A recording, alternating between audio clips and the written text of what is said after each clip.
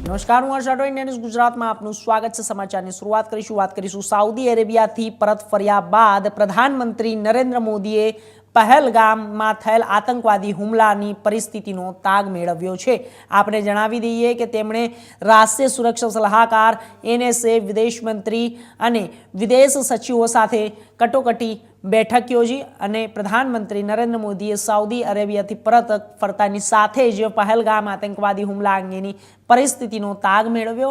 Airport પર ઉતરતાની સાથે જ તેમણે રાષ્ટ્રીય સુરક્ષા સલાહકાર અજીત ડોભાલ અને વિદેશ મંત્રી S જયશંકર અને વિદેશ સચિવ સાથે તત્કાલીન બેઠક યોજી અને સમગ્ર પરિસ્થિતિનો તાકીદનો અહેવાલ મેળવ્યો અને હુમલાની ગંભીરતાને જોતા PM મોદીએ અધિકારીઓને કડક સૂચના આપી હતી। આતંકવાદીઓને સામનો કરવા માટે તમામ જરૂરી પગલાં લેવામાં આવે અને ઘાયલોને તાત્કાલિક તમામ શક્ય મદદ પૂરી પાડવામાં આવે।